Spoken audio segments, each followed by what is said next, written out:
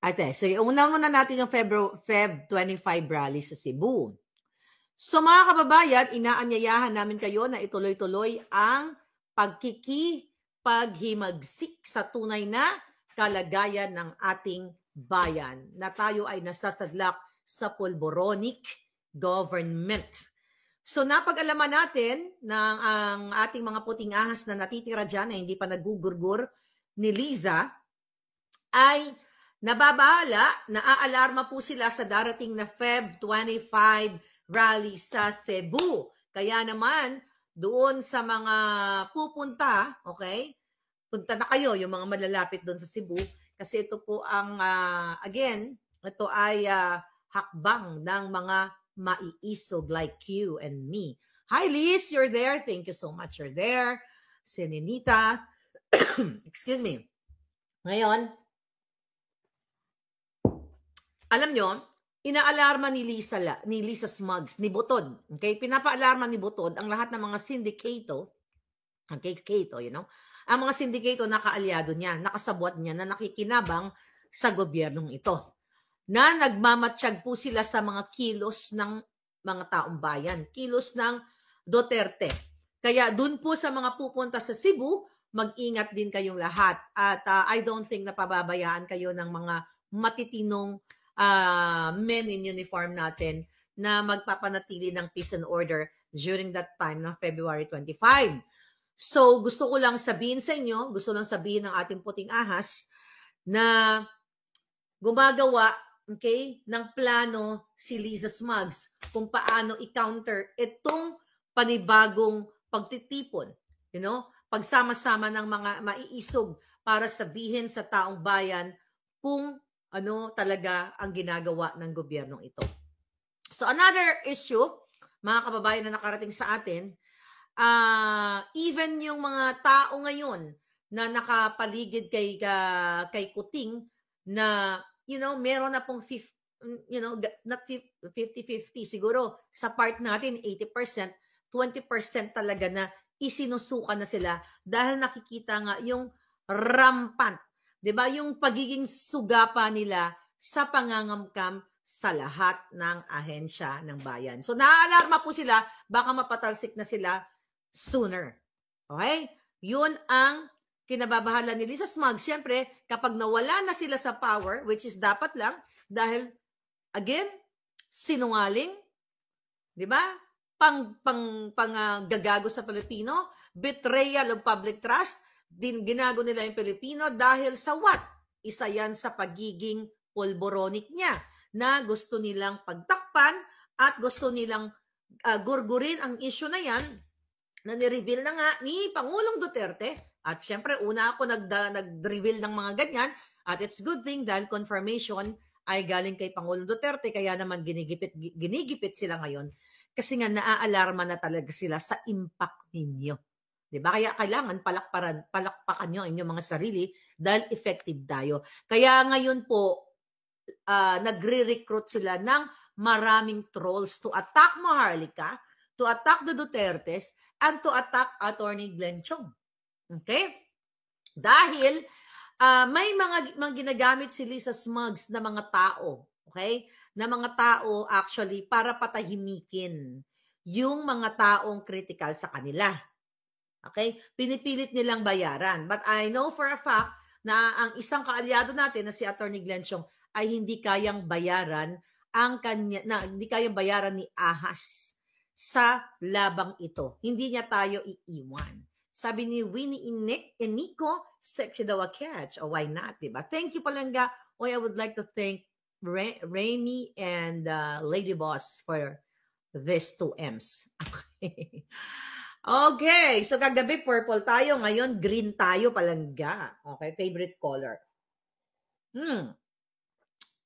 Kape-kape para sa bayan, fight for what is right. O, diba, terno ko. Kulang na lang lipstick ko, green. Okay. So ngayon, mainit ang mga issue. Bago ako pumunta sa pinaka-highlight ng ating vlog, yung issue dito nga sa kay Teves, di ba? si Teves, mga kababayan, ay ginigipit talaga ng gobyernong ito. 'Di ba? Yung mga pagsangkot sa kanya kay Digamo and everything. So hanggang ngayon ay pinaka-cancel na nga o na-cancel na ba ang kanyang pasaporte dahil gusto talaga siyang gurgurin. Alam niyo, may nag-message sa akin. Nung kasagsagan, okay? Nung kasagsagan ng ni Teves, yung issue na yan. Si Lisa din ang may gawa niyan. Sa lahat ng panggigipit sa mga politiko man o vlogger, si Botod lahat. Si Botod ang mga eksena. Dahil pagkaupo pa lang ni Botod, dahil siya ang presidente, de facto president nga, is pagkaupo pa lang ni Botod, ay pinasilip na niya, okay?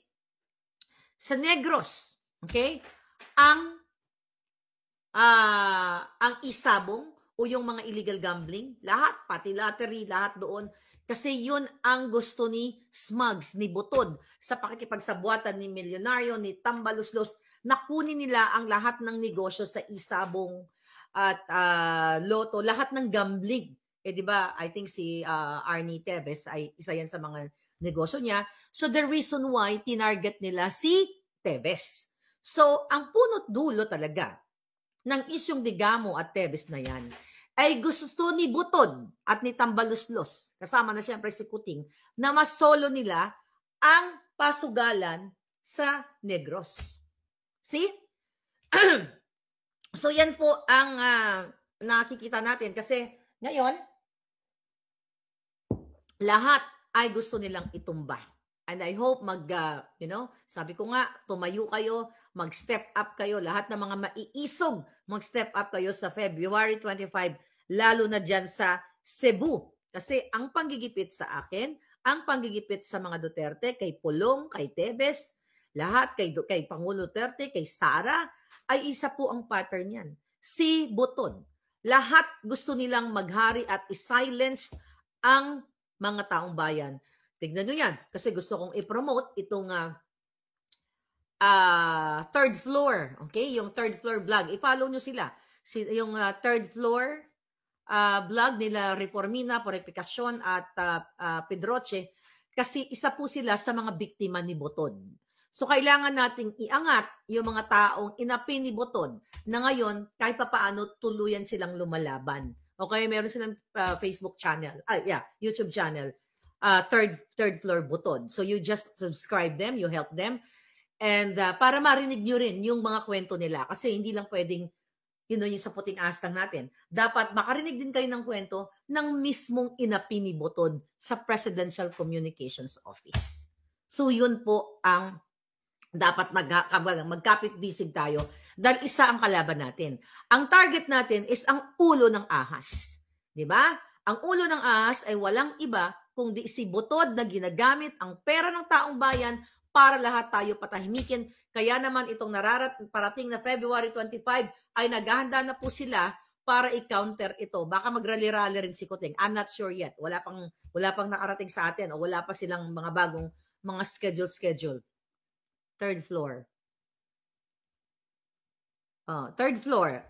Ano siya? T-H-I, third, as in third. So, mga kababayan, dahil nga galit na galit si Butod kay Teves, dahil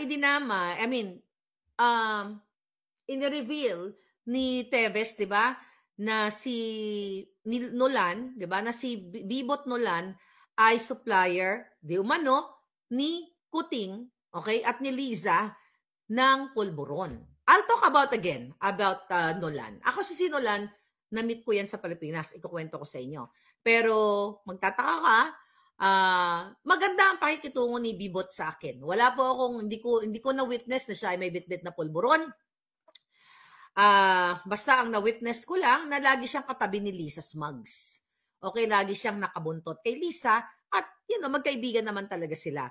Hindi ko alam yung knowledge ni Teves na si Nolan ay supply ng pulburon kay Lisa at kay Kuting. Pero ang masasabi ko lang sa kanya ay lagi talaga siya nakabuntot kay Lisa kasi siya dati ang nag-lead sa OFW group na kung saan dinisband na nila, wala na yon. Sabi ko nga, after the election ay tinapos na nila yung group dahil yun ang instruction ni Butod. sorry na lang, goodbye na lang kayong mga OFW. Wala na silang pakialam sa'yo. So going back kay Nolan, may mga messages kami na binura niya na. So, again, gusto ko lang linawin, gusto ko ibigay sa inyo ang pag-iisip. Okay? Tamang pag-iisip. Okay? Na itong mga kaibigan ni Lisa na dati kong ka-message ay, actually, ang tunay niyang pangalan ay si Jose Nolan, na pinagbubura nila yung message nila, yung mga message namin in the past. So, magtatanong ka, bakit kaya nila pinagbubura? Ayan, no, unsent, oh. Teka, pakita ko lang. Wala naman actually incriminating, eh. Can you move a little bit? Okay? So, mga palangga, ito ha, mga unsent. Pakita ko lang, kumustahan lang naman kami. So, marami yan, oh. Unsent, unsent. Okay? Sabi ko pa nga, nag-joke ako noon, June 7, Maharlika, sabi nga, kumusta ka na yata dito? Sabi ko, Maharlika is okay, bot. Thanks sa award. Yun, binigyan ako ng mga award ng mga papel-papel na parang congratulations, ek-ek. So, wala akong masasabi kay Bibot na siya ay sangkot sa polboroni kasi wala naman akong knowledge. Pero yun yung mga message na pinagbubura niya na. So, galing yun kay Kong Teves.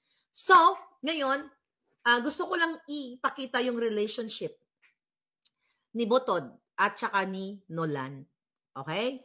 And even though may na-receive din tayong report galing sa ating puting ahas sa PDEA na talagang itong si Lisa Butod ay talagang sangkot siya sa mga illegal transaction pagdating po dito sa Polboronic, katulad ni Mark Anthony Sayarot na nakawala dahil kaibigan nila at kasama nila sa kanilang mga state visit. At gusto ko lang iparating sa inyo mga kababayan na itong mga sindikatong kasabot ni Lisa ay pinapaalarma niya na rin para tutukan, siyempre ako. Alam niyo yun, tutukan ako. Dahil ako naman yung nagsimula ng mga eksena dito na nag-expose sa kanila.